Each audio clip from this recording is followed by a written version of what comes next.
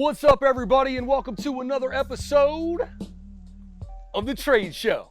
Now, today I'm coming to you all live from downtown Salisbury, Maryland, and I'm out in front of Dead Stock Shoes and Apparel. Now, if you guys aren't familiar with Dead Stock, I'm gonna make you familiar with it today because I'm gonna take you all inside to meet the owner, Mr. Drew Davis. Come on in, you guys gotta check out what this guy's got going on.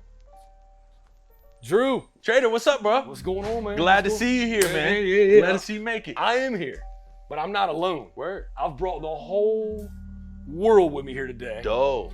And I was outside a minute ago, and I just told our audience that you're going to sit down with us. Yeah. And you're going to tell us all about what you have going on at Dead Stock. Most because definitely. I know you have some big things on the horizon. Indeed. You down with that? Yeah, let's get it one time. All right, guys. Drew and I are going to go get set. We're going to sit down. He's going to talk to us. We'll see you back here in a few seconds. Bye.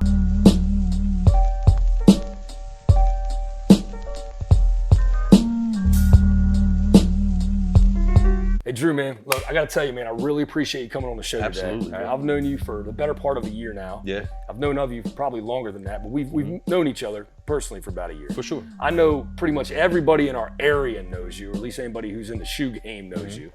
But there are a lot of people out there who might not know you. Why don't you tell our audience a little bit about who you are and what you do now?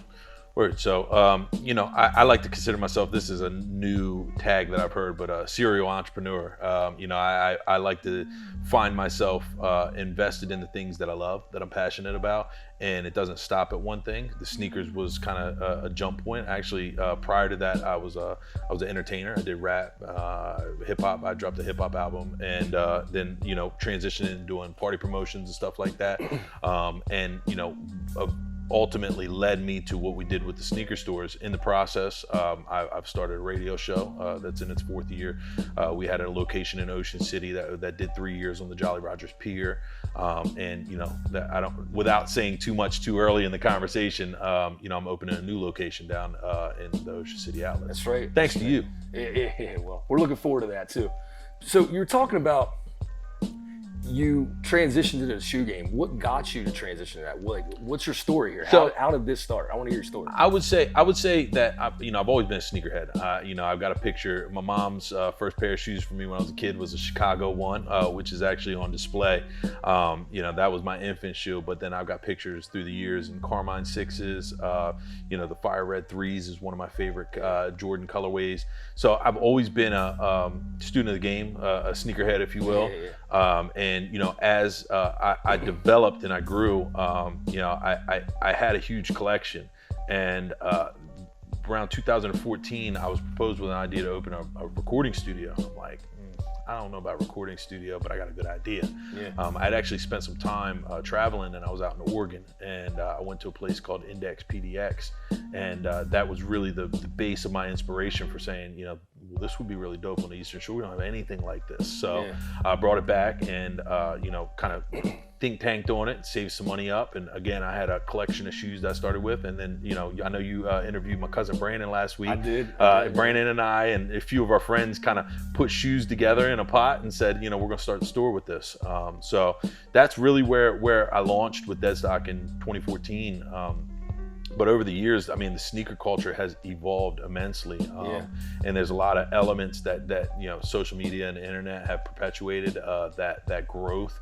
But yeah, sneakers aren't a collectible anymore, it's a commodity. Yeah, and it's funny, that's what I was getting to ask you, at what point do you feel that it turned into this commodity? Because, I just always thought you buy sneakers for the first day of school and that's it. And now, you have people collecting these things, rather it's just for their own personal use, to trade, or maybe to hold on to for long-term gains. At what point did that start?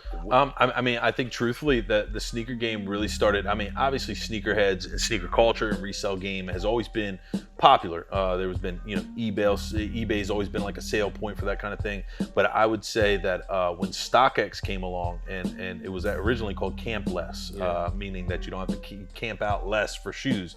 And it wasn't a very cool name, I guess, at the time, but it was very functional, and it gave us a value of what shoes are worth and what they're selling for online, and it gave basically a stock price. So then they evolved their name into StockX, and that really created a marketplace so that just like your stocks, it shoes value. So certain shoes, when they're popular and they're hot, per se right now, the Nike Dunks, the SB Dunks, they're selling 2 to 3 times the value. When I opened the store in 2014, nobody wanted Dunks. We weren't selling those. So that's that kind of stock market game. I mean, it's similar to some of these meme stocks and stuff like that. You have shoes that are hot for a little bit and then they go away. But then there's also, the Disneys and the Fords that are always solid. You feel me? And that's like per se this Jordan 1 right here. They're always classic. They always work and they'll always sell.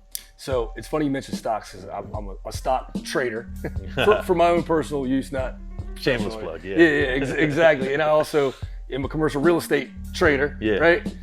But if I was gonna get into collecting shoes, and I was gonna look for a shoe that I could probably find some cheaper value on right now that I think is gonna manifest into something greater later, how do you go by attacking that? I know a lot of these, I'm a big NBA guy, so I know a lot of the basketball, guys are the ones who were selling the shoes essentially.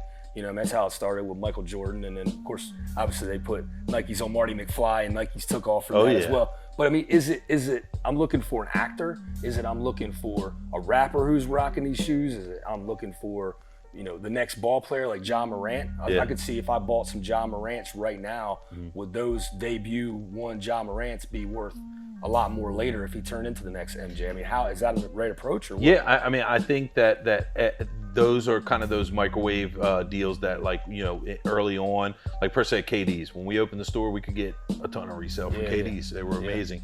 But then injuries plagued him. He, actually went through a period where he was out of the league for a year or two because he tore his Achilles. And that's your stock along with the shoe, you know what I mean? Granted, of course, celebrities and people that are popular that are wearing them on TV and stuff like that makes them more desirable, but it really is, kind of hit or miss in what your approach is, because certain players get injured and disappear, or per se, look at Kyrie right now. There's a lot of controversy around him, and we won't get into the controversy, but he's sitting out the season. That decreases his stock, his value in shoes. So it is being aware of the culture in a certain way. When you catch let's say like I don't know, Billie Eilish is putting out a shoe right now. They're called the AJKOs.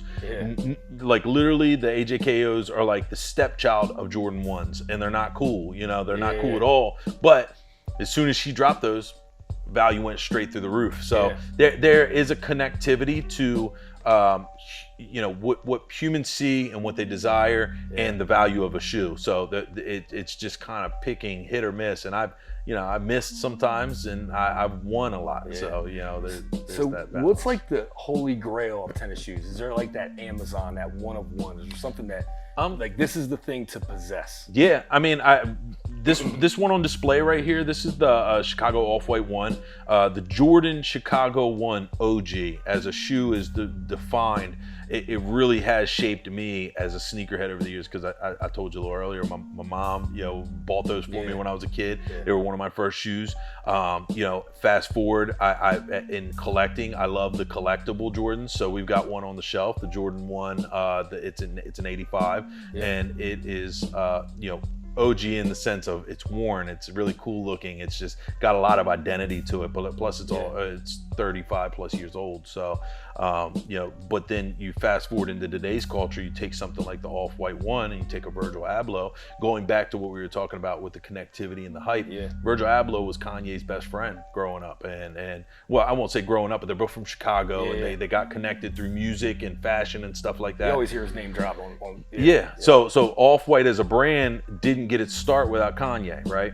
And then Off-White has built a household presence to the point where Nike reached out to them and said, hey, we love what you're doing. We want you to do something cool with our shoe. And he really legitimately took this shoe and took an original concept, deconstructed it, made it look as it's in pieces almost. It's not like a normal Jordan, but it looks something completely different, but the same. So the value on something like that, that's a $4,500 shoe. Really? Yeah. Is that about as high as it gets, or is there something? Oh no! You mentioned Marty McFly. They sell 12,000 all day. Yeah. The M&M undefeateds 4s. Yeah. They're going for 15 to 18,000 just for a pair of shoes.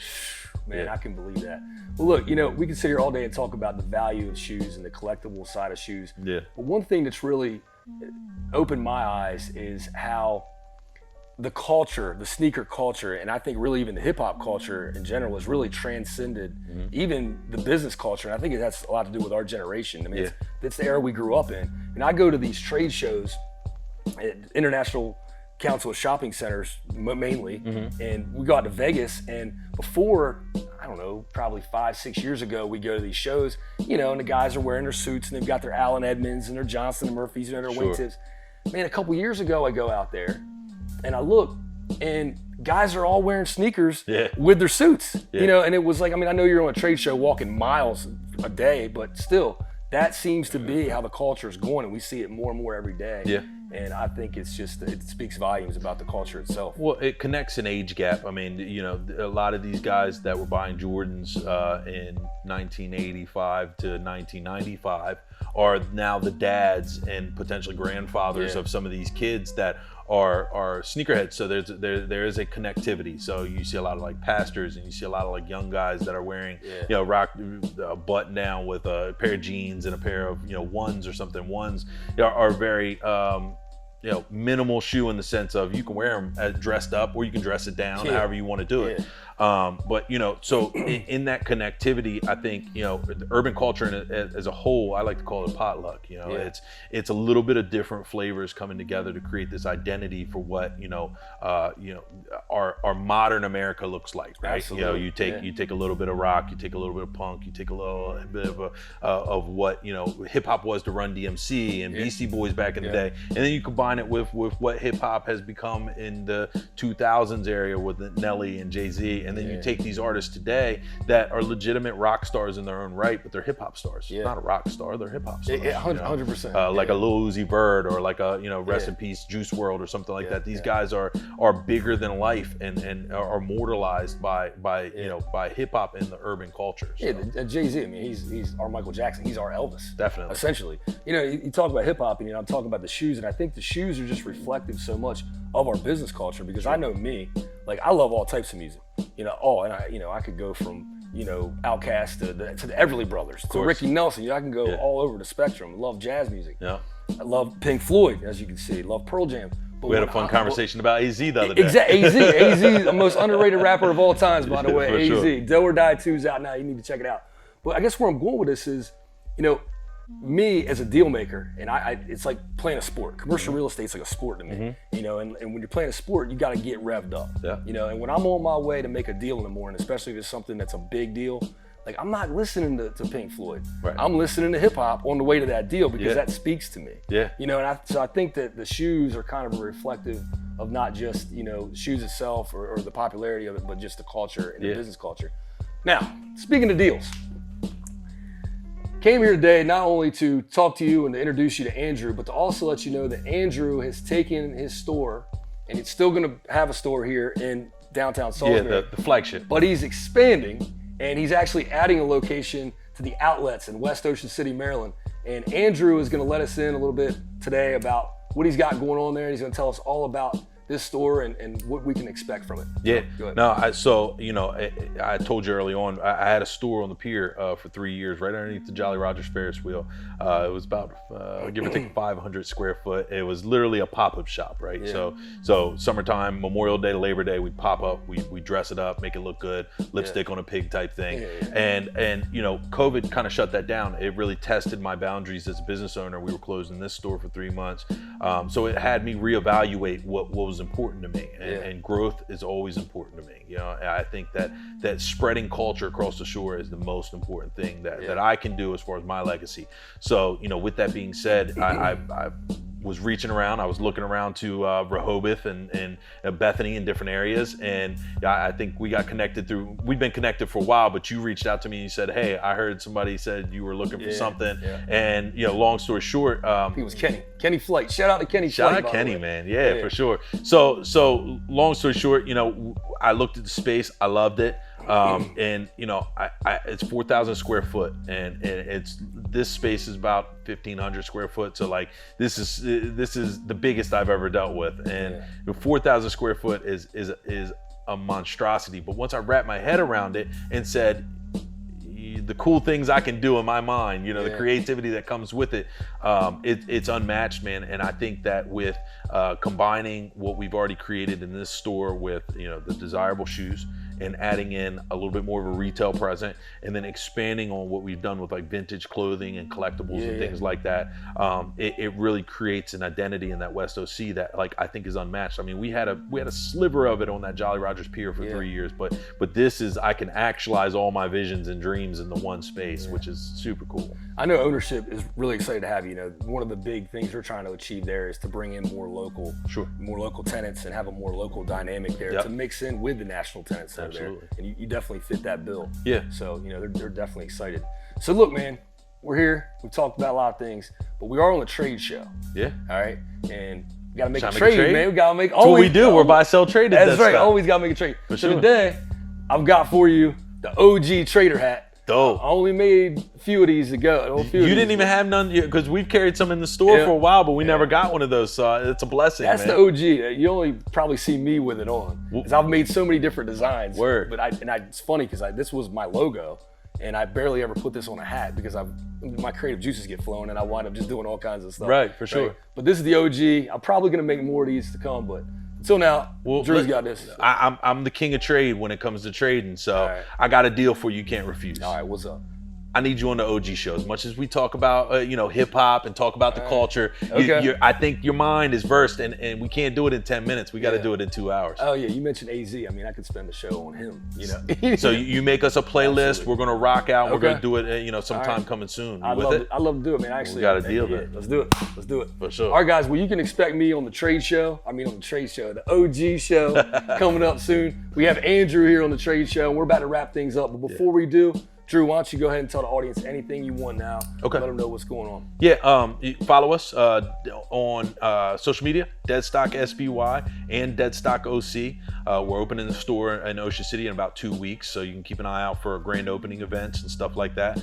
And then, if you want to follow us, when we get into the conversation with Trader, you can search out The OG Show on Facebook and Show The OG on Instagram. So we'll have a great conversation, and we'll talk about, we'll talk about real estate, we'll talk about hip hop, we'll talk about sneakers, we'll talk about everything. I'm looking forward to that. Yeah. You caught me off guard with that one, actually. For sure. So you got me blushing over there. But look, man, I really appreciate you coming out. Always a great time every time we conversate. And look, guys, if there's anybody out there who wants to trade an idea, a show, a property, or just good conversation, give me a call, 443-614-4297, and we'll see you next time right here only on The Trade Show.